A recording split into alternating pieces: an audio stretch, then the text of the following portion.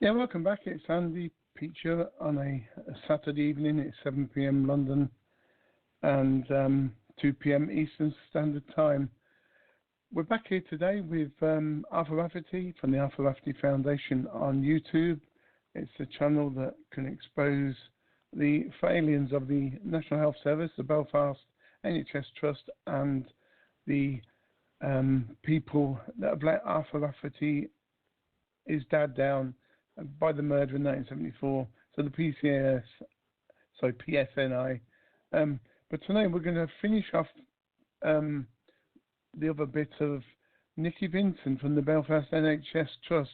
You've heard just before this, you've heard a recording. We started the show with that yesterday.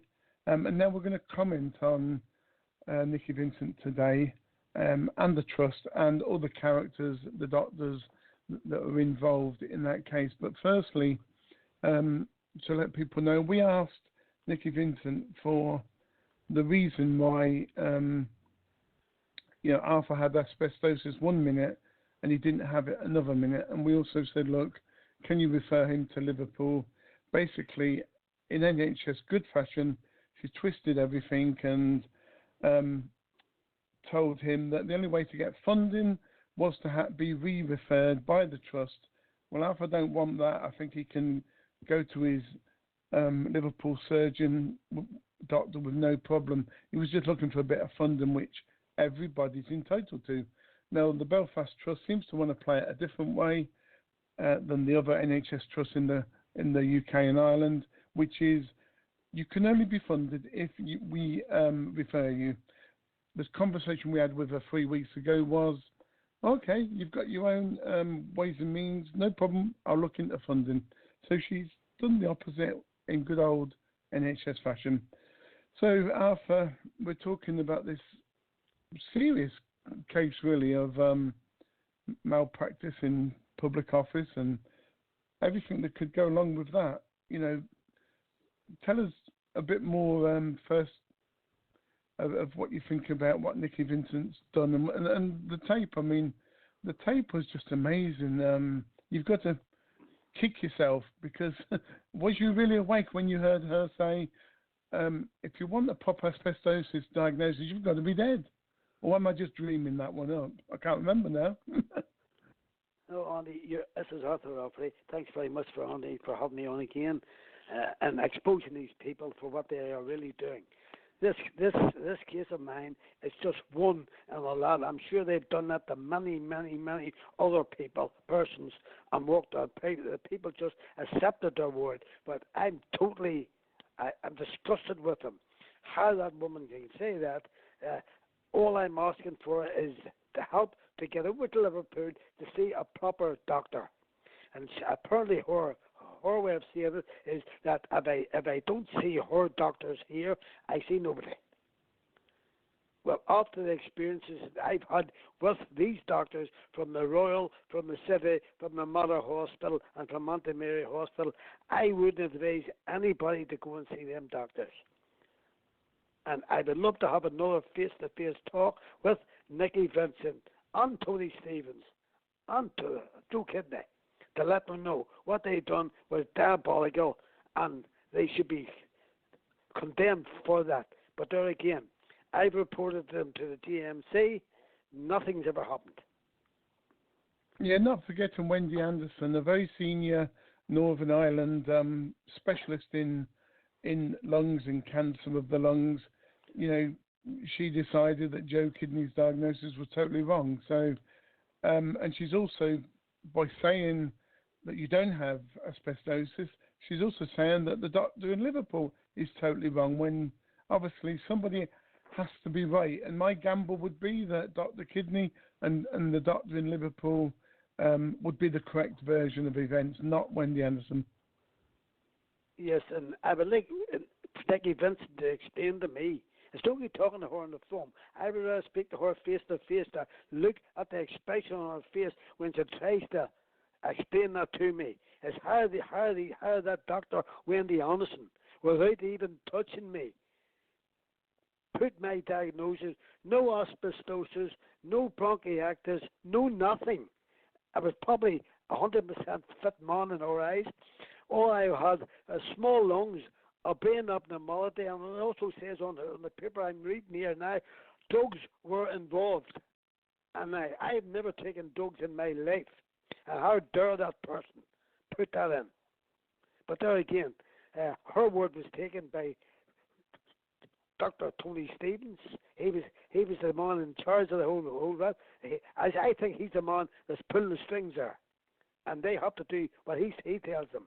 But I don't have to do what he tells me, and I want something done about it. And they're not going to get off the hook with this. After all, I have a fight for 11 years to get compensation. I'm sure they were hoping that I would pass away long ago, but 11 long years, and now I want something done as to why these doctors told lies on me, and who told them to do it, because the word there has to come right from the very top. That's Tony Stevens.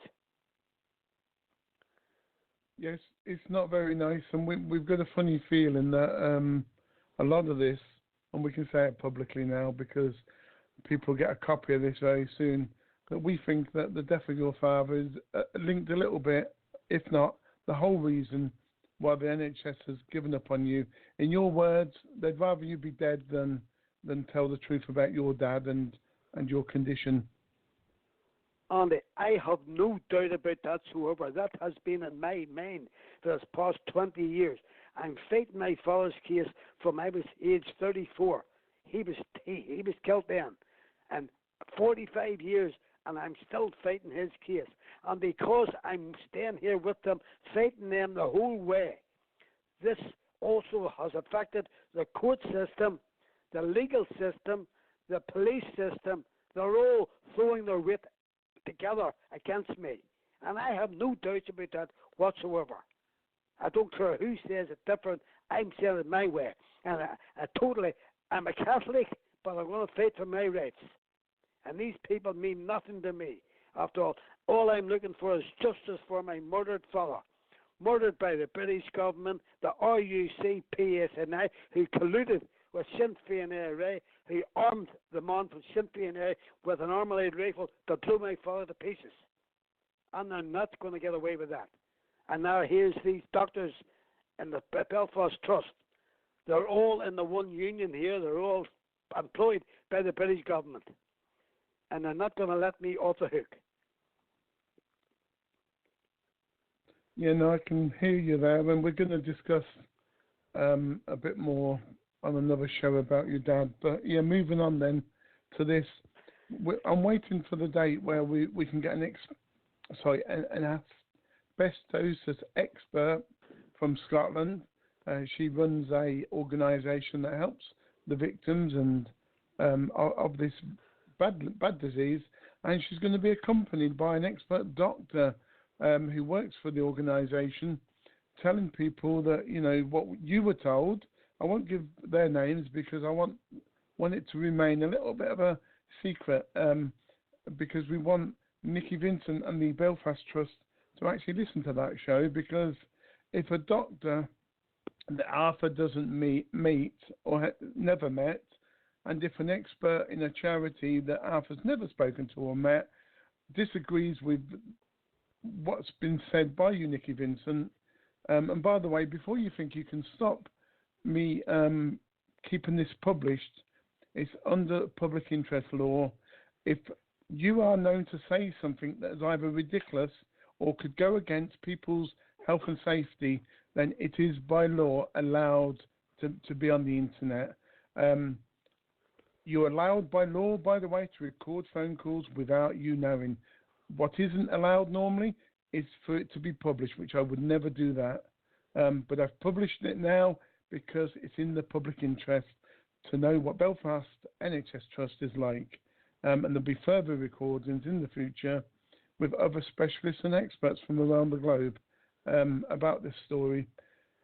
Basically, I'll let people know, because if they don't know already, that an asbestos diagnosis is classified as an aggressive pulmonary disease, which generally only shows the symptoms, which are shortness of breath, persistent cough, 15 to 30 years after the exposure. By this time, however, the damage has been done and is irreversible, which is why it's called a silent killer. Unfortunately, there's no known cure, and it has progressed to an advanced stage, and then terminal. Diagnosis of asbestosis can be challenging. It does say challenging, so Nicky Vincent, challenging is not the same. And this is from the Heart and Lung Society of Great Britain and Northern Ireland. Yes, it is challenging, but you do not have to be dead to get a proper diagnosis. And it says the criteria for asbestosis are evidence of structural pathology consistent with asbestosis as documented by imaging or histology. Evidence of causation by asbestos as documented by the occupational environmental history. I mean, basically, you need pleuroplaques, you need to have this, that, and the other within your body, and then you've got your diagnosis. Obviously, people can live with asbestosis, but as it says here, it is a terminal illness. But obviously, and good really, some people don't die, which is good. But the majority of people, when they get this, do die. And I think it's your fitness that kept you alive, Arthur. Surely. And another thing that worries me seriously, when we were speaking to Nicky Vincent, she had the audacity to say that the doctors cannot diagnose it really, right through and through. They have to use their own common sense, and that you have to be dead before they can say, yes, you do have asbestosis. Well, then that means her doctors over the years have been speaking to people who have worked with asbestos and giving them the wrong diagnosis. And then people have took their words because they are doctors and you're supposed to heed them. They're supposed to know their job. And they've walked away, not knowing that they're terminally ill with asbestosis, and to listen to a person like that saying the only way they can find out is if you die. I've never heard the like of it in my life on that. And I've been fit.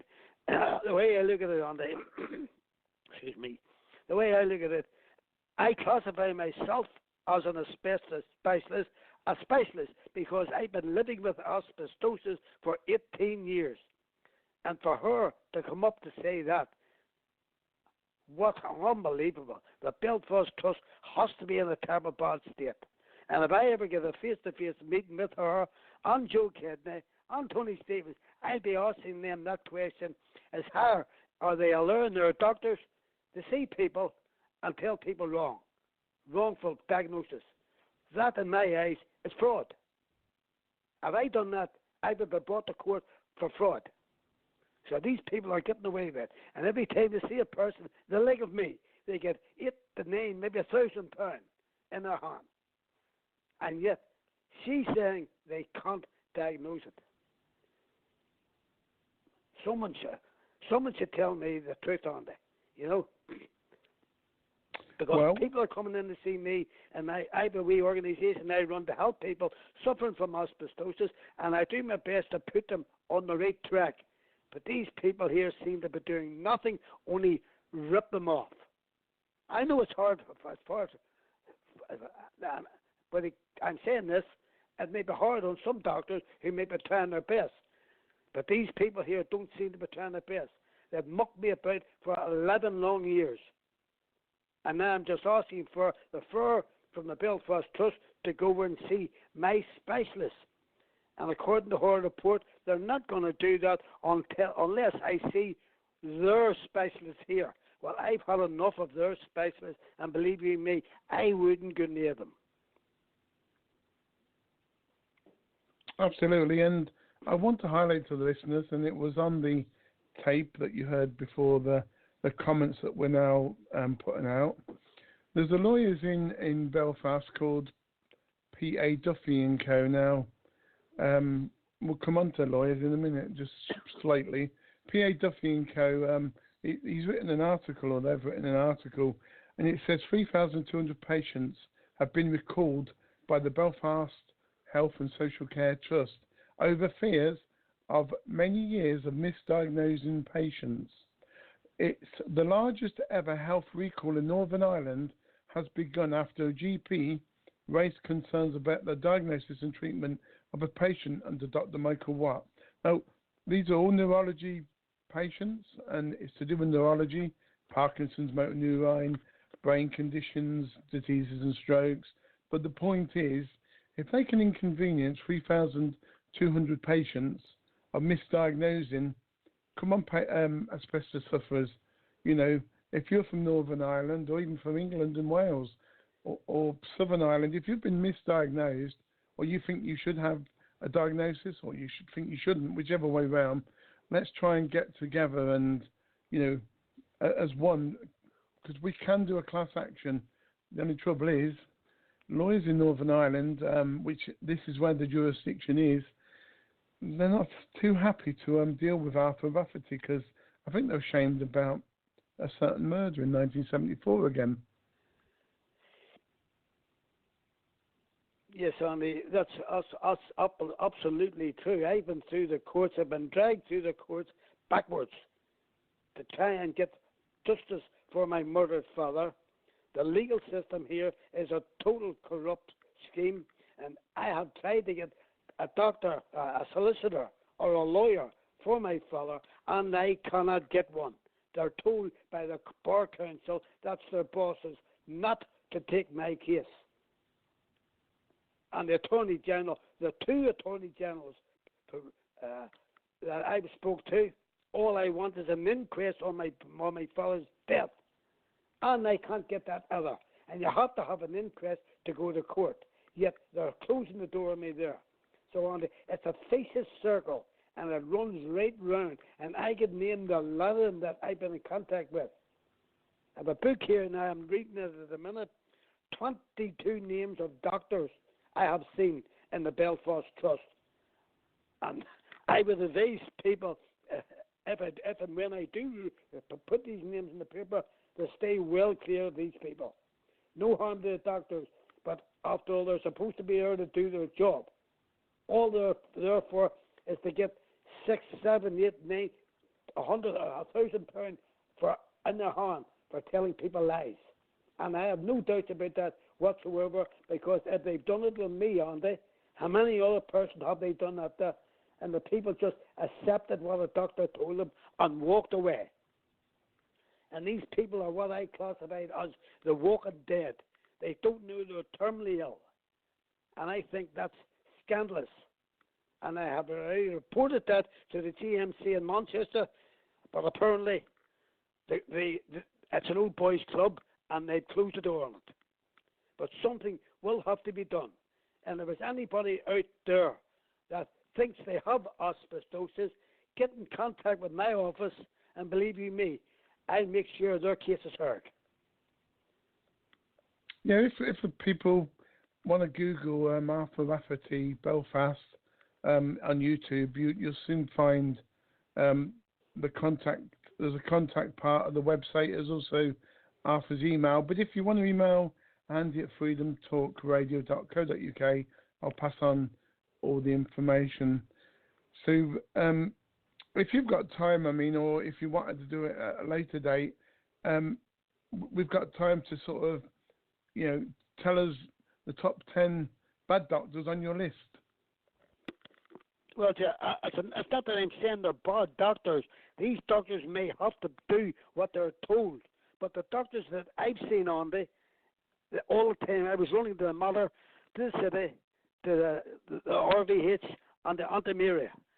Dr. K. Rooney, Dr. J. Doyle, Dr. F. Brown, Dr. Sean Crothers, Dr. F. Pollock, Dr. A. John, Dr. Peter Lambeke, Dr. John McLaughlin, Dr. Joe Kidney, Dr. Victor Bondari, Dr. K. H. Young, Dr. Graham, Dr. Kane, Dr. McManus, Dr. Forsey, Dr. Morris, Dr. Buckley, Dr. Shepherd, Dr. Lawson, Dr. Anderson. They are notorious. Dr. Anderson, Dr. Davey, Dr. Dick, and Dr. Rayleigh, and Dr. Clare. That's just some of them I've marked. And there's another book in my office with other doctors who I've seen in the Mother Hospital and the Royal and the City. It goes on and on and on. And no matter when they see you, they come up with the same old song. no cure for it, it's terminal, and that's it. But yet, no, they're putting a hand out and they're taking money. And I can't understand that whatsoever. But what Nicky Vincent told me there a couple of last week, Andy, it surprised me because I didn't think it was that bad. They can't diagnose it. These people call themselves a specialist, asbestos specialist. The only asbestos specialist I know is a person that has it and is suffering with it. Because these people, I don't think half of them would even be able to spell asbestosis. Now, the only thing that we have to sort of put the other side, I mean, as well, we can't just do a one-sided argument. Now, in the main papers a few years back, there was an article in the Telegraph even, and it says, due to doctors not having enough time to properly diagnose patients, some are harmed or even die, or given a false diagnosis because doctors make a working diagnosis when first faced with a patient and treat them accordingly. A doctor has said in the British Medical Journal online, but sometimes that original diagnosis is proved wrong. Only when the patient does not respond to treatment or deteriorates does anybody sort of hear about it. So really, although I'm accepting the fact about the working diagnosis, but I'm not accepting the fact, I mean, it's fair enough if they got it wrong, saying that, no, even that's wrong, isn't it, that way round. If they said to someone, you've got cancer and you're going to die, but then turns out you've not got cancer, that's traumatic. And then the other way round, if they have got cancer and told they haven't, that's traumatic. No, so whichever way you look at it, a working diagnosis is a recipe for disaster and against health and safety, surely. Has to be. Well, Andy, I'm just reading a thing here I have from 2006 from a Royal Victoria Hospital, a Dr. Keogh. This man, Mr. Rafferty, has asbestosis and pulmonary fibrosis, has chest infections practically every month. He should be tested for lung cancer. And that's going way back in 2006. That's just one doctor's report, And as I'm saying, Andy, these people, I don't know what, if they're going to take Nicky Vincent's thing, it surprises me. I was surprised that she even had the audacity to say that. Because it's something I never knew, Andy. Because I spoke to thousands of people. Now, on our Belfast Docks, there was 1,100 dockers. Now, out of those 1,100, I only know about 6, maybe 10 have died with asbestosis. And doctors are dying day and daily, but they're never diagnosed with asbestosis. So maybe these doctors, like these ones that I've seen, have seen these doctors and turned them down. And that's scandalous. After all, these men worked hard all their lives, hard work with asbestos. And surely any doctor listening to a man coming in them and saying, where did you work? I worked at the Belfast Docks. Did you ever work with a commodity called asbestos? Yes, for 20, 30, maybe 40 years. Surely it must ring a bell in his head that this man is riddled with it. But no. The way I'm looking at it, Andy, and I've had meeting after meeting, and I've spoke to these people at these meetings, and believe you me, they didn't like what I said. I said I believe that these doctors are working hand in hand with the legal system and the big, large insurance companies that people come to doctors, they're putting them off. So the insurance companies having to pay big money.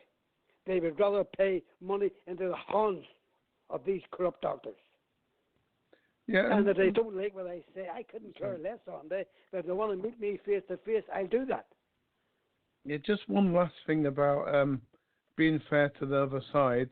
It's still not right, but it says here, diagnosing asbestosis is complex. The primary care physician sees if your persistent cough or shortness of breath could be for a different reason, like asthma or bronchitis, something like that.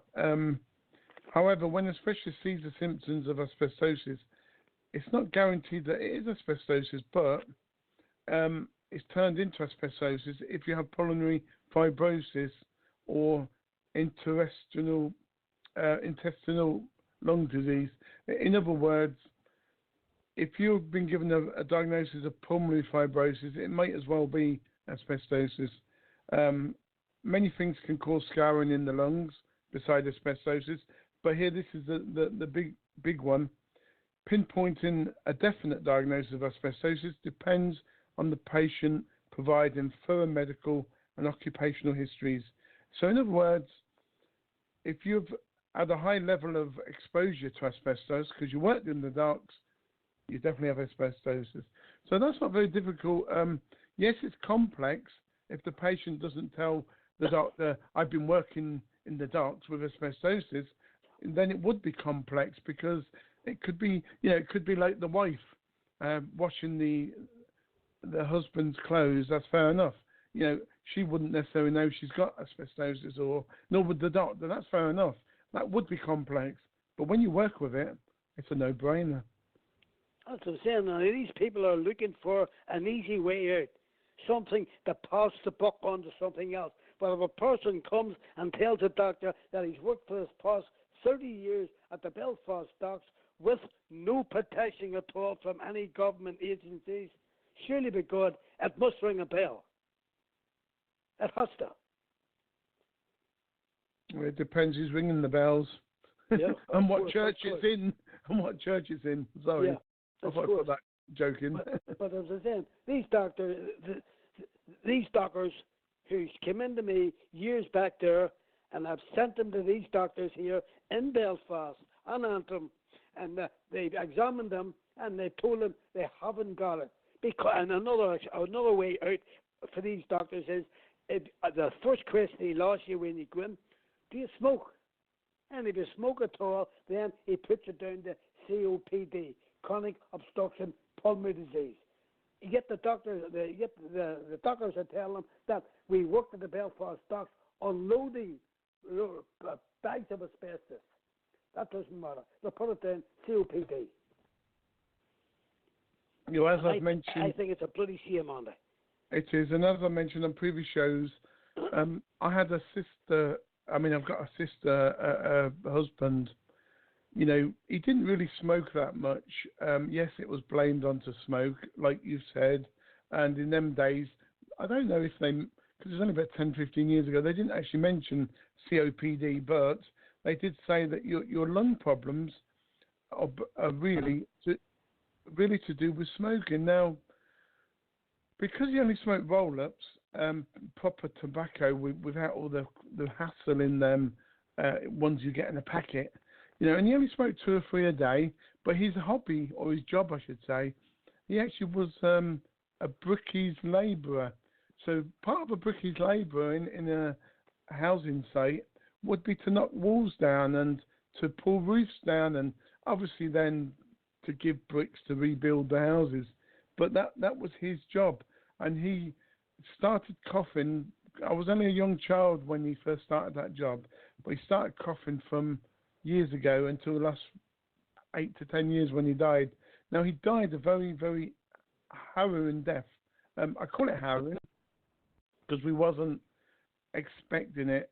So yes, he was diagnosed as having lung cancer, and he just didn't die like you should do. I suppose if you're dying, he absolutely suffered, and he was coughing up blood regular. He was bringing enough blood up that he was passing out in the bath while he was bleeding from his stomach or his bowels or his mouth. Eventually, 3 weeks later, he eventually died with it because something ruptured. But he bled to death, literally, because they thought it was smoke. And I've seen the difference between smoker's cancer, as I'll nickname it, and asbestosis cancer. Asbestos is a very hard one to sort of die with. You really know you've got it. Anyway, we've got another 15 minutes. We can carry on. Over to you. Another thing, Andy. It amazes me that I have been asked at least 10 to 12 times by doctor surgeries. Would I come up and give a lecture to student doctors that they have? What's wrong with the hospitals? What's wrong with these specialists in the hospitals? Do you not ask them to do that? As I'm saying, they're classifying me as an asbestos specialist because I've lived that long. But the only reason I have lived that long, I've always kept myself fit by being an amateur and a professional boxer. And I never drank or smoked in my life. And I worked hard at that Belfast docks. But what annoys me, the British government knew all along about the dangers of asbestos coming into the Belfast docks. It never came in on the Cross Channel docks because the Cross Channel docks were a Protestant docks and they were just over the water facing us. Yet they brought them into the deep sea docks. That was our docks. We had 1,100 dockers and not one. And there was people down there called the factory inspectorate. They were supposed to go around the docks and tell the dockers if it was dangerous cargoes. Now, whether they told our union, I don't know. It wouldn't surprise me. But they never told the docker. And we never got no washing facilities down the docks, no masks, no goggles, no nothing. Yet the shipyard, when we unloaded the asbestos, was put in the pallets for them and brought over to them in pallet form. Yet they had washing facilities, changing facilities, breathing apparatus, masks, goggles, showers.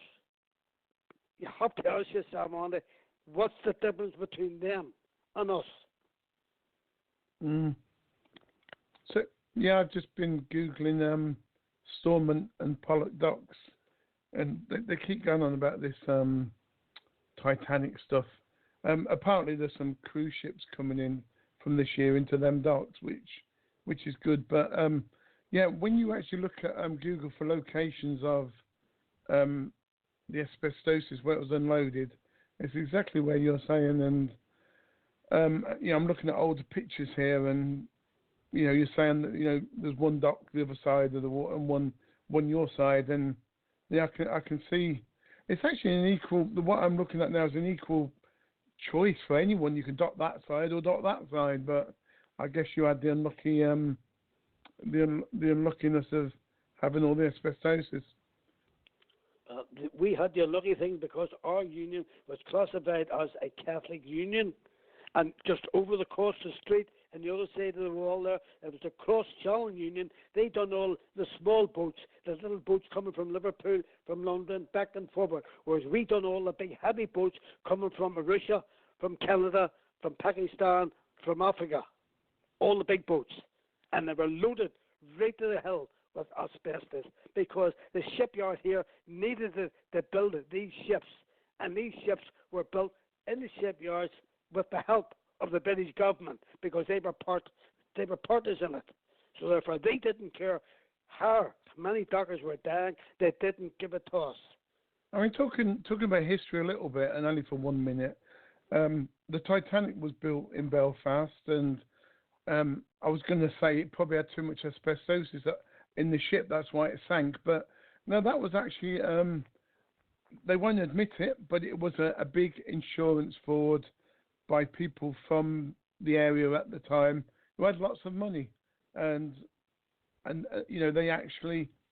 did clip the iceberg. I mean, that was part of the truth, I believe, but it didn't sink because of the iceberg. It sank for different reasons, and that it was for people to get the insurance money. Because that's what I'm saying, Andy. They were building ships there in the shipyard left, right, and centre. How many dockers did that take? How many dockers had to die to get the stuff, the asbestos out of the ships for them?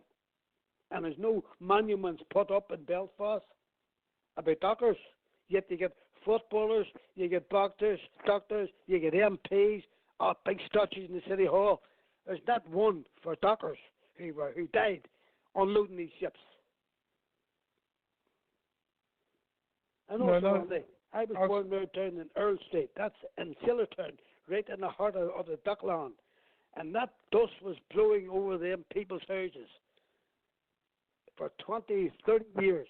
And no one from the health authorities or from the Belfast Trust came to these people to tell them it's dangerous, Keep your windows closed, or have goggles or masks or nothing like that. They were never told about the dangers of asbestos, and that asbestos was blowing everywhere. There were schools there who paid for children at the schools and everything. But these people didn't care. The British government didn't care. After all they were in it for was to make the money. And I have no problems in saying that. I've said that the whole pile of politicians, and they didn't like it. No, I mean, why not? I mean, if that's the truth, then that's the truth. If people Google asbestosis Belfast docs in particular, and I say Google, don't use Bing or don't use any other search engine, you'll see under 15,500,000 results that the first story, because one's an advert, is North Belfast man who's set to sue the Belfast Health Social Care Trust. But the second one is nhsmedical.co.uk. Actually, that rings a bell. Somebody called Andy made that one. So out of 15 million search results for asbestos relating to Belfast, we've got a website that comes 2 or 3 points from the top half. I mean, I think that's absolutely fantastic for the knowledge of some people, you know, and I'm okay, then it was me, but, you know, I just thought that was brilliant, you know, because if you do asbestos London and Liverpool, it doesn't come up then, but, yeah, it's brilliant. Hopefully people get in touch with us. It's nhsmedical.co.uk, and we certainly would love to hear your stories on this. And Nicky Vincent, you have a right to reply, publicly or privately. Arthur would like to meet you and all the other people involved. Let's set it up one last meeting.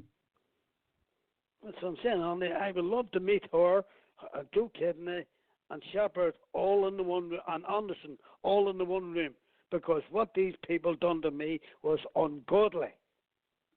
Yet these people are still working at the present time, getting the same money, handfuls of money every time they see a person, and the person's walking away, not knowing whether they were told the truth or not.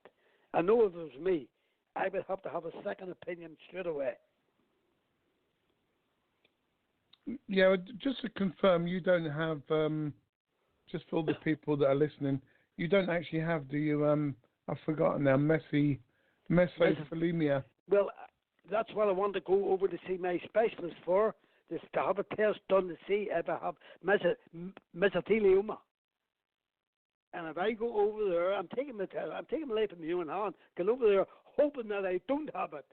But if I do have it, I can say to myself, well, I have to go back home in Belfast and prepare myself, because you're talking about 2 to 3 weeks in your way. And these people are fighting not to give me the money. They are a bloody disgrace. Like, I've worked all them years at that Belfast docks, and I've asked nobody for nothing.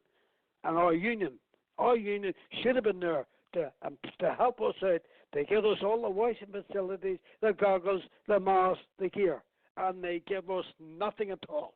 That doesn't mean to say that they didn't receive anything. I'm nearly sure they did. But listen to Nicky Vincent. These people don't care. We're history. We're what I call a dying breed of men. And these men worked hard all their lives because they had big families to keep and rear. And they had to work. And another way around that, they had to work because we were Catholics. And another thing on the Cross Channel would not take asbestos on their boats. They just took all the fruit, the ham, the cheese, the bread, you name it. We were the ones that brought the asbestos in, and we were the ones that worked on it, unknown to us that it was deadly. Yeah, if anybody's worried about mesothelioma, it's obviously a type of cancer. 2,600 people are diagnosed with it every year. 60 to 80 people, men especially, are more affected. The symptoms are severe chest pain, shortness of breath, more than normal, fatigue, extreme tiredness, a high temperature, fever, and sweating, particularly at night. a persistent cough that never goes away, unexplained weight loss, and club swollen fingertips. You could also get this in the tummy as well. You'd get tummy pain, swelling, feeling sick, loss of appetite, diarrhea or constipation. So that's the symptoms. That's for someone who's already got an asbestos diagnosis, I believe. Well, Andy, that's what I'm saying. That's what's worrying me, and that's why I'm a bit perturbed with my health. I have a cough here, and I must have it about 2 years, and I've took everything under the sun for it. I've had a paid immune summit in the chemists. I've got all classes of tablets and medicine. It's not going to move. And that's why I've asked these people, and I expect it to be accepted straight away. But like my father's case, anything I ask for, I don't get. The door seems to be locked there. Now, if I was the trust, I mean, you know, they have to be seen to whatever, but they have to be seen to do whatever they do. And the happy medium in this would be for you to get a meeting and get all your answers, for you to be paid to go to Liverpool and back, and on the other side, you know, if they really had to, not accept any responsibility for the mistakes that they may have made. I mean, that is kind of a halfway into looking after you, but not actually admitting guilt or fault. Although, you know, the evidence is out there. You know, it's clear as ABC. Yes, you're absolutely right. The evidence is there. These people told lies on me for year after year after year, hoping that I would go away and die somewhere. But no, I'm still here with them, and I want to know the truth. I want to know why these doctors were told to do that. Not only doctors, I'm saying, because I can put them all together, and they're all in the one big club here, and they're fighting against me. That's the way I see it anyway, Andy, because everything I asked for to get from my poor murdered father or myself, it doesn't come. Yet other people can ask for everything and get everything they want. And another thing that annoys me, Andy, Sinn Féin IRA, that member of Sinn Féin IRA, Pat Finnegan's son, his father asked for inquest after inquest after inquest, and he's got it. What's the difference between my father and Pat Finnegan? I see no difference. Well, in my eyes, they wouldn't make a patch for my father's trousers. But there again, whatever they ask, because they're a member of an organisation, the like of Sinn Féin IRA. There should always be equal. You know, if there is a rule and no one can get anywhere, fair enough. But if one side, you know, whether it be Protestant or Catholic, whether it be man or woman or child or adult, you know, if it's possible for one person to get it, it's possible for everyone to get it. Well, only my father worked hard along with me at the docks on my brother Tommy. My brother Tommy's dead too. He died at the age 44. My father died at 65. And worked hard all their lives, yet when I asked for legal aid for to take his case to court, a big no. The door is closed. No excuse. Just that. And surely because a man that worked all his life, there are 8 children, would be entitled to legal aid. Yet there's these people now get up in the high courts here now in Belfast, rapists, murderers, paedophiles, all getting legal aid. There's something wrong with the system. Yeah, I mean, obviously the system is there to protect the abusers, the people who murder. Radio. Hurry, little children, run this way. I have got a feast that day.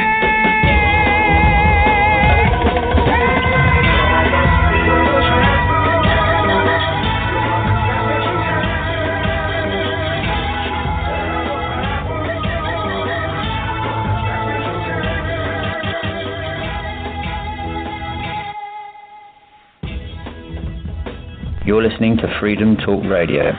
We're dealing with the real issues because the children shouldn't have to run away. We're exposing the escalating nightmare and ignorance of child safety and abuse. Have you any serious issues with satanic abuse, organised paedophilia, abuse in power and parliament, victim blaming, exploitation and intimidation, parental alienation? reporting the authorities for abuse, whistleblowers, police, social workers, child sexual imagery, co-parenting with an abuser, a family member as an abuser. We'd like to hear from you. You can email us securely on freedomtalkradio2013@gmail.com, freedomtalkradio.co.uk.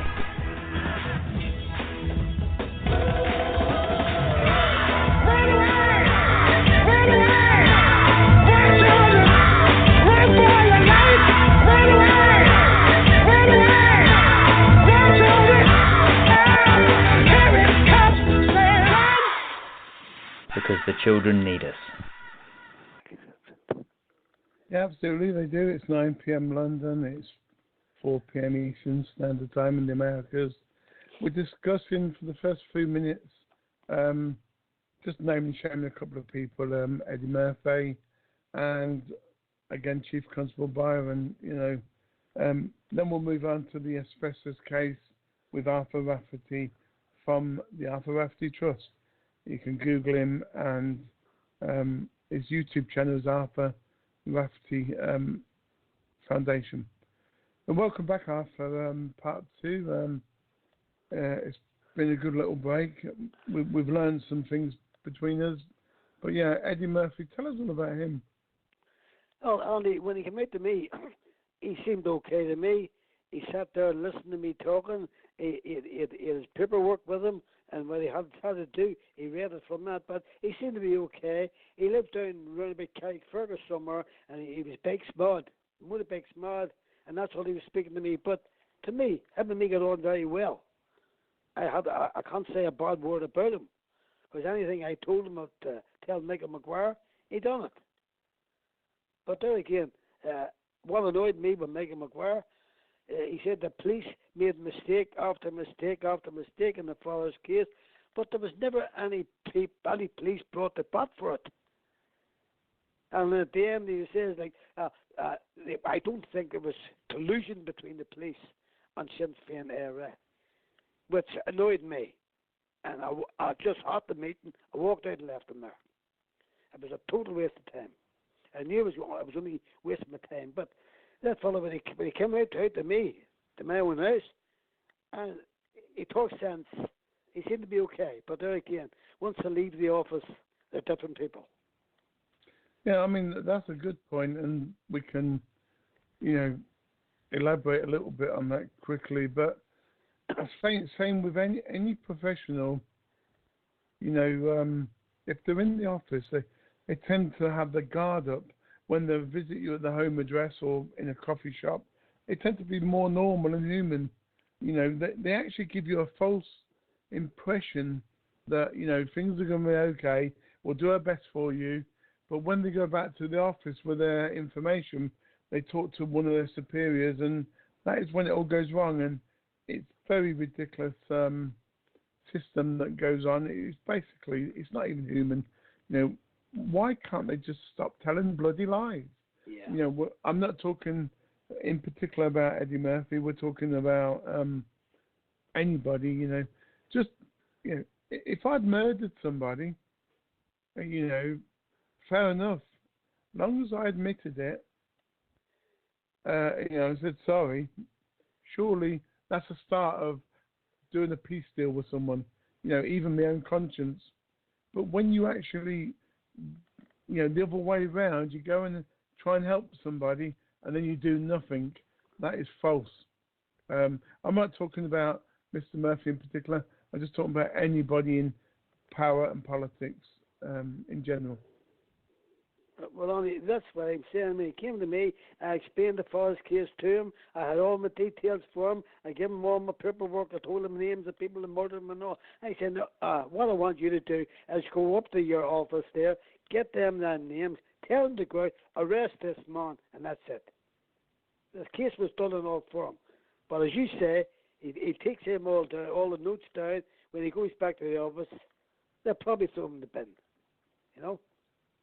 And they're like everybody else, aren't they? The hospitals, they done the same thing with me. The police done the same things with me. So that must be the way they're trained to do that. Just to listen to you, take notes, and that's it. Yeah, absolutely. It's very, very sad. And well, going back to the Cheshire policeman, I'll just re-emphasise what I said before. Chief Constable Byron, I'm not sure if that's why you pronounce it, but you know a very famous Scottish dad in your area that you've colluded over, and you've got him sent to jail, and all the other guys as well in Cheshire Police in the chief ranks. You know, how can you? I know you've been a bully and you've got over that. The lady didn't win her case, but how can you personally, Chief Constable, take over a country that's so in trauma? Because I class Northern Ireland as a country that's bleeding from the heart, not because they're bad people, because they don't know who to trust. They keep getting shot, they keep getting ripped off. The lawyers, the judges, they're all colluding. They're bleeding to death, these people, and they are only people. It doesn't matter whether they're black, white, Catholic, Muslim, Asian, Protestant, and all the others, Jehovah's Witnesses. They're people, end of.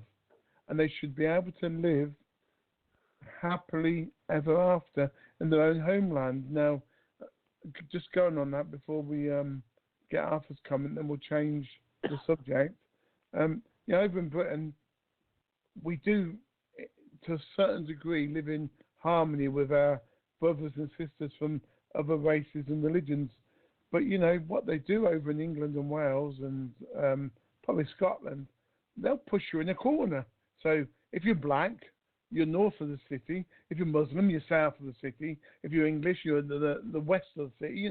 Just an example, they're still creating the same problem, conquer and divide against race. And that's what they're doing every day long around the world. Because in numbers together, you're powerful, and we can stop this corrupt government in our life. But when you're divided, we fall and we stay quiet and silent. Arthur. Andy, this new person that's coming over here to be the chief constable, surely with God, he must have done his homework to look at the CV of that police force, what they have done over the years here in Northern Ireland. Everybody in the world knows it. They are the most corrupt police force in the world. They are the personification of pure evilness. And what they've done to me, I'm only one person. How many other people in Northern Ireland have they done the same thing to? Yet he's coming over here to just mingle in with them and probably do the same thing again. So there's going to be no changes. Well, I can't see it anyway. As you say, he has a reputation. Well, it'll suit these police here. But they are the lowest of the low.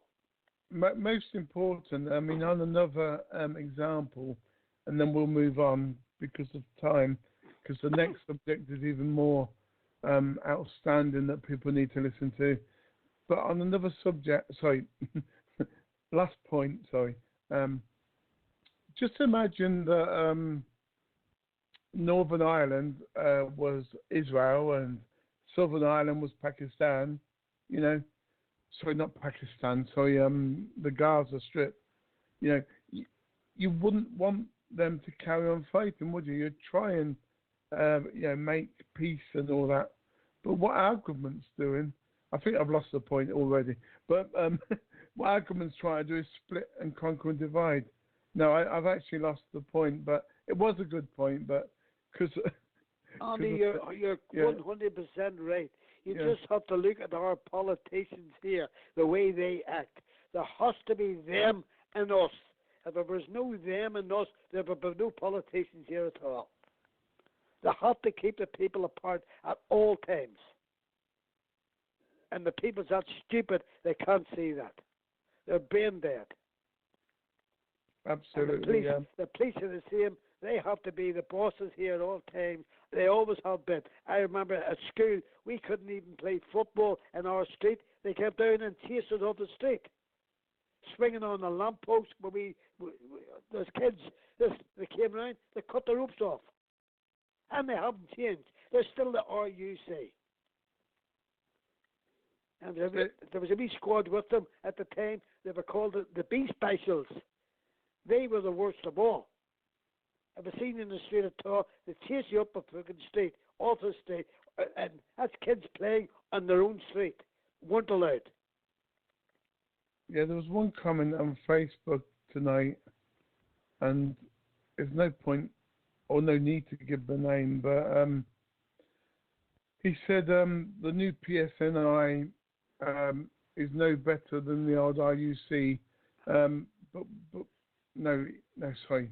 I'm going from memory now because I've lost the post, but basically, no, he was saying it the other way around, sorry. The PSNI has no clue what to do these days. You know, we're just doing what the British government are doing. We're doing what the European governments are doing. But the RUC tended to have a bit more common sense, but he's in a group called Irish Republican Prisoner. I suppose he would say that then, because the Irish Republican Prisoners Facebook page. Okay, well, I'll shut up on that one, because he would say that the IOUC was better in them days, because same side. But anyway, we're moving on to a very important subject, and if you stay on the line, Alpha, and try and hide your phone so we don't pick up any background noise. Right. We're going to play the tape, give people an outline. You'll have 5 minutes to comment afterwards, because it's a 24-minute tape. But if I think it's finished, then I'll bring you back in, you know, because we've only got half an hour and we've got a 24-minute tape. But I don't normally do this unless it's severe reasons. But Nicky Vincent from the Belfast NHS Trust, in her own words, and that's all I say, describes how Arthur Rafferty has issues with his diagnosis and what the NHS does in Belfast to rectify Arthur's problems. Now, we asked her for some travel compensation if he went over to Belfast, from Belfast to Liverpool, to see his consultant, and she thinks that there's a new referral coming, needs to come from GP. But listen to this, and if I've got a time, I think it's important, even if we, do another part of this tomorrow, Saturday, if we do part 3 of this Saturday, people need to learn what our NHS is all about before we really comment properly. And I think the email and this bit of information is important. So I'll see you back in 20 minutes, Alpha. But do listen to this, because and get your pen and paper ready. Yeah, it'll be good for future shows and future comments.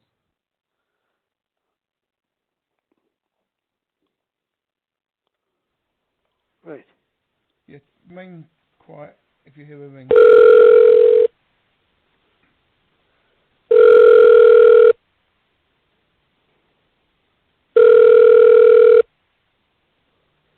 From Belfast Trust. Yes, hi. Can I speak to Nicky Vincent's office, please? She isn't actually based here. I'll just get her number for you. Okay then, thank you.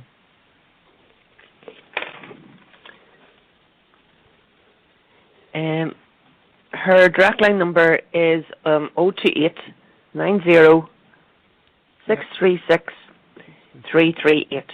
338. Thanks very much indeed for that. Not at all. Bye. Cheers. Bye-bye. And well, at least we've got a direct dial number now, Arthur. Right. So that's how it works. And they changed Skype, so the normal way of doing it isn't the normal way anymore. But I've found a way, because, I'm Mr. Technical. Yes. Well, let's good man. Try her direct office then. If you wanted to write this number down, I could. Yes. I don't know if you've got a pen there, but. Yeah, how? Yes, Andy. Go ahead. Give me it. So Nicky Vincent is 02890. 90. And then it's 636. 636. 338. 338. Yeah, that's in case I forget to label them. At least you've got the numbers to give me for a future call. I haven't there. I haven't marked down now. Right, because we're going to try and call as many as we can today. Right. Well, let's try this. Here we go again. Remain silent. I will introduce you to her because it'd be nice to hear what goes on. Hello, Nicky speaking. Is that Nicky Vincent?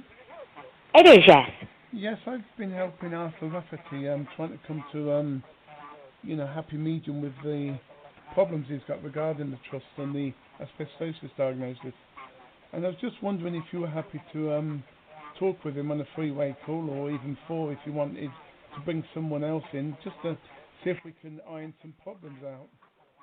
Yes, well, certainly it would be helpful if I could know what the problems were in the first instance so that I can make a few inquiries on Arthur's behalf. Okay, so what about if I let Arthur talk now, he can tell you the 3 or 4 issues, you then, we'll arrange it in a week or 2 or 3 days to discuss it again. Is that fair enough? That would be absolutely no problem. That sounds brilliant. Arthur, go ahead with Nicky. I forgot your name now already. Oh, it's Nicky Vincent. I've met Arthur before on a number of occasions. Now, it would have been many years ago in my former position when I worked in the city hospital. So I've met Arthur on a number of occasions. So nice to hear from you again, Arthur. Okay, Nicky. Thank you very much for accepting the call. What it is, Nicky, I went to my GP. My health has deteriorated badly. And I was thinking that if I could go and see Dr. Chris Warburton again, for let him examine me and see whether my health has got worse, as I think it has, and I wanted him to apply to the trust for to pay my fare over to see Chris. Right. Well, for a start, I think the issue probably potentially doesn't lie with the trust. If your GP feels that you need to see Dr. Warburton, your GP can refer you directly to Dr. Warburton.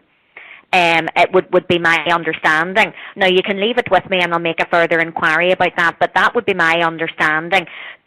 What has happened in the past as well is that the trust actually, because of the fact that respiratory services are provided here at Belfast Trust, but that Dr. Warburton happens to be the specialist over in England, what normally happens is that the Health and Social Care Board then actually will pay for the travel expenses, etc., for any patient that needs to go over to be seen. So it's done by way of an extra contractual referral at board level. If you leave it with me, I will have a chat with a couple of our respiratory physicians and see whether or not your GP can do that directly, or whether one of them will have to do that directly, and then hopefully we will be able to get that organised for you, Arthur. Yes, yeah. And another thing, Nicky, that has been worried me all along is why Dr. Joe Kidney's diagnosis of me was changed after me attending his hospital for over 6 years. Mm-hmm. By 2 doctors who never even put a hand near me. So how can they do that? And who changed that? Who were those? Dr. Kidney's diagnosis was changed by 2 other doctors, was it? Yes, Dr. Shepard, Richard Shepard, right. City Hospital, and the other one was Dr. Wendy Anderson of Antrim Area Hospital. Mm-hmm. They never put a hand near me. They never took my temperature. They never took anything at all. They sat on the desk facing me, and all of a sudden I got news back that I did not have asbestosis. I suppose the issue is, and I think I've met with you a number of times over the years, Arthur, in terms of the problems of actually diagnosing asbestosis. It is particularly problematic to diagnose whilst anyone is still alive, given the fact that the one absolute point of clarity on whether someone has asbestosis or not is whether or not pleural plaques exist inside the lungs, and unfortunately you can only definitively tell that after a person is dead, and which is not particularly helpful, obviously, from a medical perspective or from a patient's perspective. So that is why some doctors will be very guarding over making a full diagnosis of asbestosis. It may be a working diagnosis in respect of a lot of patients, but basically some doctors will be much more guarded than others in terms of their ability to make a definitive asbestosis diagnosis. And obviously that's why you were referred then to Dr. Warburton. Originally, I think the Dr. Shepherd, Dr. Anderson issue has been raised previously and you've been formally responded to previously in relation to that. No, but so I don't. Excuse me, but I can't understand how Dr. Joe Kidney diagnosed me with no problems, and I attended his hospital for 6.5 years. Yet 2 other doctors didn't even examine me, yet they were able to say to me that I did not have asbestosis. Well, I think the issue is that they can tell from your, that they feel that they can tell from the, the tests that have been done to date and from reviewing the clinical documentation on file that it would be their clinical impression that it isn't asbestosis. But as I say, that's how a clinical review is usually undertaken. Whenever a doctor's asked to review a case, they have access to all of the reports, all of the imaging, all of the scans, all of your blood results, all of that sort of thing, and that is generally the major contributory factor in terms of making a diagnosis. So therefore, Mr. Joe Kidney made a mistake about my diagnosis. Well, it was Joe's impression that was what you were suffering from, but and it may have been a working diagnosis. As I've said, asbestosis is a particularly difficult diagnosis for any doctor to reach. It may have been what's known as a working diagnosis, and a working diagnosis can therefore be subject to change as someone's condition changes or deteriorates. Conditions can change and diagnoses can change, Arthur.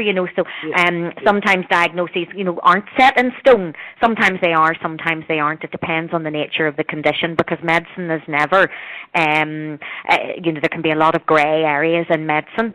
And unfortunately, asbestosis is one of those areas one of those conditions that is particularly difficult to diagnose. And you will get some doctors who will say, yes, you do have it, and others who will say, no, you don't. And until someone actually, unfortunately, passes away, it is generally very, very difficult to definitively confirm whether or not someone actually has it. So the only way they can tell you if you have asbestosis is if you die and they do a post-mortem. Well, basically, a post-mortem is if you're suffering from a lot of symptoms, people will often give you a working diagnosis. And as I say, I think we've discussed this on a number of occasions before over the years, whenever I was complaints manager at the City Hospital. And you initially raised your complaints there about Dr. Shepherd. There were several meetings with the medical director as well, with Dr. Tony Stevens, etc., answering a lot of these queries and concerns and explaining the difficulties to you over the years. Certainly what I can do, I can revisit the last response that was issued to you in this respect, which I do think covers a lot of these issues and was responded to previously. I can go back and have a look at that and maybe reissue that to you just as an aid memoir, Arthur. And in the interim then, we can go back and see if there's a chance of you getting across to see Dr. Warburton again, because of the fact that you feel your condition is deteriorating. And you'd like just to see him again. So certainly, are you happy that I go away and get a wee bit of action in that respect? Does that sound okay for you? Well, yeah, well, I would like to think, but I would also want answers as to how those 2 doctors can overrule Joe Kidney and say that I did not have it. Can I say something here, Arthur? Because I'm actually understanding a bit of this, because my wife has problems with her knees and they keep changing because it's arthritis, and I've heard of working diagnosis, but on your case, I mean, going over to see Warburton, I think what they're doing is perfect. But the second one, I'm in agreement with you a little bit, because we've had Dr. Warburton and we've had Joe Kidney diagnosing asbestosis, and then 2 doctors that didn't. That's where, and you've been given compensation from the government trust on asbestosis, which has to be relied on a proper diagnosis. And that's where the problem is, I think, Nicky. Well, I suppose the issue is I can't, if a working diagnosis or an accepted diagnosis has been reached, I can't go back and change that. We can't change a doctor's clinical opinion. That's written in the medical notes. If Arthur has since received a more definitive diagnosis and has received compensation, I can't go back and change what Dr. Shepherd and Dr. Anderson have written, because that was their opinion at the time. Yeah, was it a medical? Arthur thinks it may not have been a medical opinion. It may have been more of another reason to shut him up. Why? Anyway, that is the past. Just that's how Arthur feels, and he's so polite. He wanted me to tell you that part. Oh, no problem. Well, certainly from that perspective, as I say, I'm happy, Mr. Peacher, to go back here and see if we can get a re-referral sorted for Dr. Warburton again. And as I say, if it would be helpful for me to resend out the final responses that went to Arthur. Certainly there were I recall a number of face-to-face meetings with our Trust Medical Director, Dr. Tony Stevens. At the time, Arthur will probably remember those, and if there's any, I can recall there being minutes, etc., from those meetings. There were several years ago now, so you can appreciate it's not maybe as fresh in my mind as it would have been then. But certainly, Arthur has discussed these issues previously and raised them previously with the trust. So certainly, I don't think we would be intending to reopen or reinvestigate these in any shape or form. But certainly, I would be happy to go back and have a look and maybe refresh the memory as to what was done in the past in relation to these issues. Yeah, because that's all he wants. Arthur's told me many times, all I want is answers to my questions, and then he'll be happy to let that one rest. Well, unfortunately, what I would say is unfortunately sometimes there aren't answers. Sometimes medicine doesn't have all of the answers, and as I say, asbestosis is one of those disorders and one of those occupational diseases that is particularly difficult to diagnose. Arthur, over the years, has exhibited some symptoms that would maybe indicate, and obviously has previously worked with. Has advised us that he unfortunately worked with asbestos in the past, and given that the medical staff can only go on the information that they have in front of them, and not every doctor will make the same diagnosis. That is the issue with medicine, that some docs will make one diagnosis and others will make another.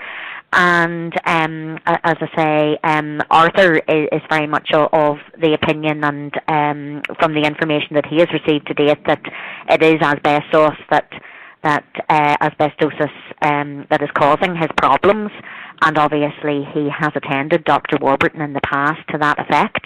And if he feels it would be beneficial, and if his GP agrees to that as well, that's something that we will hopefully be able to do for him and get him across to see him again. Nicky, another thing I would like to, I run an organisation to help people suffering from asbestosis. Now, listening to you saying that these doctors are finding it hard to diagnose people, so that means Dr. Shepherd and Dr. Anderson could well have told people that they don't have asbestosis, and these people are walking about like the living dead. I find that's drastic. That scares me. Well, medicine. I have to tell these people now that sometimes doctors do get it wrong. Well, I think everyone would recognise that the medical profession don't always get it right. There is an element of error within medicine. Sometimes people do not get it right, and if you, I suppose the issue is if someone genuinely feels that they are genuinely unwell and that they have an underlying condition, they, like yourself, should press to try and get that condition diagnosed, and that would be normal. That's what the NHS is. That's what the NHS is here for. We're not always right, but we do aim to try and reach a resolution and diagnose patients. And unfortunately, sometimes we do get it wrong, but 95% of the time we get it right. There is an acceptance that error does occur. Especially with some particular conditions that are more difficult to diagnose than others. We're going through that in Northern Ireland at the minute with our review of neuro services as well. Obviously where there have been issues with diagnosing neurology patients, and that's another area that's particularly difficult to make a definitive diagnosis in some areas. So, I would not say that every doctor will be 100% right all of the time. We're only human. To err is human, and whilst every doctor will aim to reach a definitive diagnosis or a working diagnosis in response to the needs of their patient, sometimes they will get it wrong. Another thing, Nicky, I was led to believe that I had asbestosis right up till I was in court, standing in court, waiting to be called in by the judge, when a lawyer who I didn't know came up to me and says, "You don't have asbestosis. The hospital's made a mistake." Who told him that? And surely, Dr. Competency Act between doctor and patient, surely I should have been told that first. But that's coming from a complete total stranger to me. Shocked me. Well, certainly, Arthur, I wouldn't be aware of what happened in the legal arena. Obviously, we don't have any involvement with that end of things. If you were in court over those matters, I wouldn't be aware of the communication or whatever that happened. But certainly, I couldn't really comment much further on that for you. But I would like to think if someone, I suppose legal circumstance is that, maybe whoever reviewed your case on behalf of the defence may have suggested that in their opinion, that you did not have asbestosis. So it could have been a defence doctor, a doctor working on the part of the defence team. I honestly don't know. Without seeing the papers or without seeing, information in front of me, I wouldn't really be able to comment on that. But that, to me, would sound like maybe, that might have been the angle that they were coming from. But surely, Nicky, that should have been passed on to me by Dr. Joe Kidney, the man who diagnosed me, and it wasn't.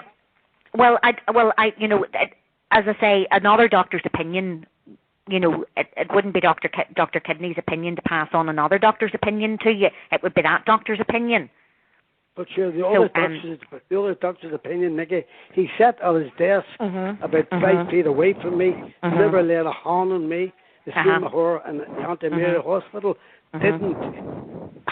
Well, Arthur, I think maybe these are issues that we've been going over for for the last 5 or 6 years. Yes, and as I say, you have brought these. Yes, but you brought these to the highest. You brought them to the highest level in the organisation, and we've tried to give you answers, and we've told you that in some areas we can't give you answers. So just because a couple of years have passed, again, doesn't mean that we can now give you the answers. I think our position is the same as what it was whenever we've been through this complaint in the past, and I can't keep going over it every couple of years. Because as I say, we don't have any answers for you. We've given you all the answers that we can get. What I will do is, if you want, I can reissue a copy of our very last pieces of correspondence that we had with you, where we tried to explain what actually went on and how all of the opinions were reached and what actually happened. And if you're happy, I can get a copy of those to Mr. Peacher as well, if it would be helpful for him to see them. Well, that was 9 years ago, and I asked Joe Kidney on the spot while he was at the meeting to explain to me how he diagnosed me, and these people went over his head, and these people done nothing to me. So I find it hard. There's people going to these doctors and getting no diagnosis at all from them and walking away. And these people are still serving the hospitals. Nothing ever happened to them. I find that diabolical. Well, certainly what I'll do is I'll go back and get, the a copy of your file from a few years back, and we'll reissue a copy of the response to you that was issued previously. I don't think the trust position will have changed at all, and certainly we wouldn't be intending to reopen this again because there have been meetings with folk at the highest level to try to discuss and explain what happened in relation to your case. But obviously, the new issue is that you're telling me you feel your condition has deteriorated recently, and that you would appreciate a further review with Dr. Warburton, which I will aim to try and get sorted out for you, Arthur. Right. Does that sound okay, like a wee plan? I'll get this, try to get back to you within the next couple of weeks, then maybe sooner than that if I can, Arthur, and we'll take it from there. Does that sound okay? Yes, it's okay with me. Anyway, what about the people that's coming to me? Well, Arthur, I can't deal with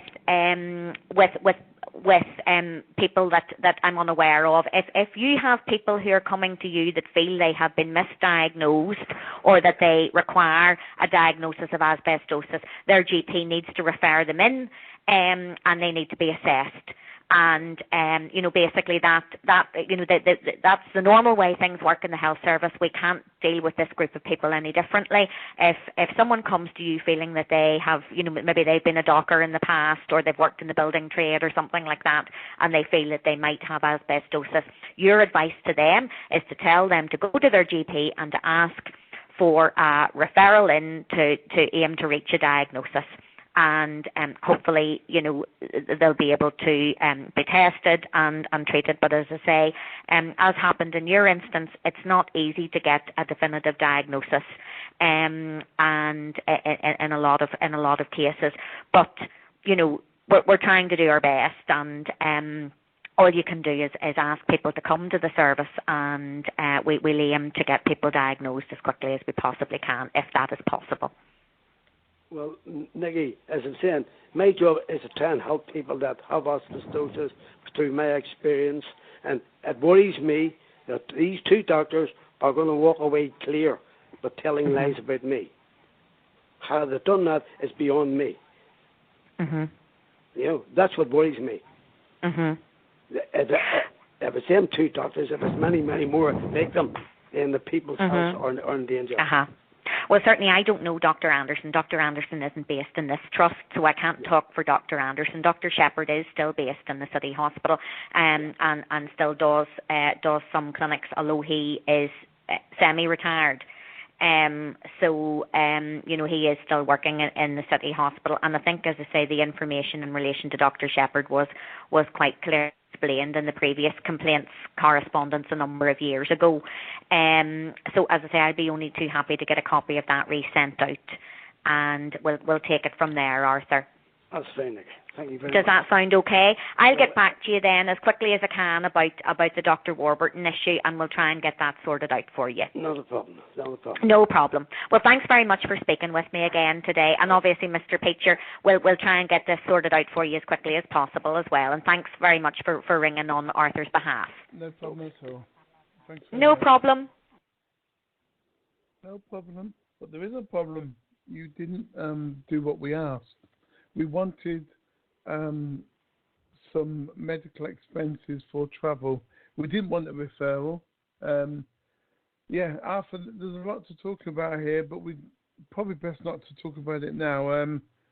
We need to do another show, and I don't think you've got any energy tonight, but maybe tomorrow.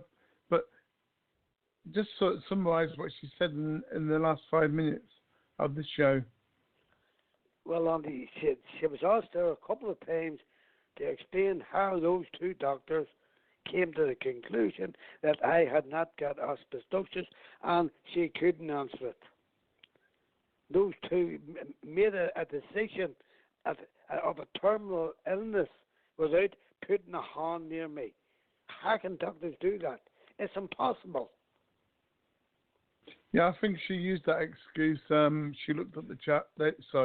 They looked at the charts, they looked at the information, but when you go for a second opinion, I mean, I know this because my wife recently, although she wasn't complaining about her treatment, she had a bad knee, and they said you're overweight. It's not that bad yet. We looked at the medical files. You'll have to wait. So what we did was we complained to the GP, nice and politely, and when you go back to the consultant, you get a fresh consultant who then said, look, whoops, sorry, mistake's been made. You need a new knee. Sorry about the past. Don't sue us, but we'll give you a new knee. And that's basically what's happening here, I think. They're, they're making up these stories about working diagnosis and diagnosis change. And I do realise I've heard them terms and I said that on the tape, but at the end of the day, they're not God either. They can't be perfect. But if you're a specialist in a field of medicine, then you've got to be, 100% correct, or pass somebody on to another consultant that is 100%. You can't be 95%, Miss Vincent. You have to be 100%. Sorry. Well, do you see, Andy, what it is? What will annoy me was her saying that, and you're speaking about your wife. Your wife is just a knee surgery, sore and all as it is, but it's not a terminal illness. But these two doctors, knowing that I worked for 30 years at the Belfast Trust, and I have been diagnosed for 6 years with Joe Kidney, he's one of the top men in Belfast, didn't even examine me, yet changed their opinion of what I had. And if I had been going to court with their reports, I would have been chased out of the courts. Yet nothing's happened to these two. Now we need the Belfast Trust, and now you've got a copy of this, Nicky Vincent, and the management of the NHS Trust in Belfast. Yeah. We need a few more answers, a few more meetings on the phone, and maybe in person later on once we realise, we can probably trust you, but at the moment, we're trying to be God-fearing people. It doesn't matter what your religion or political view is. We want you to get an answer. Nicky, fair enough, some answers you can't give, but when it comes to medical misdiagnosis, and you already said today that you've had the same problem with other medical areas of misdiagnosis, I think, you owe it to Arthur Rafferty to get these answers. And although you don't know Dr. Wendy Anderson, you need to contact the other trust, the Northern Trust, contact the director, Stevens, that's seen Arthur in the past. He's with the Northern Trust, I believe, and Wendy Anderson.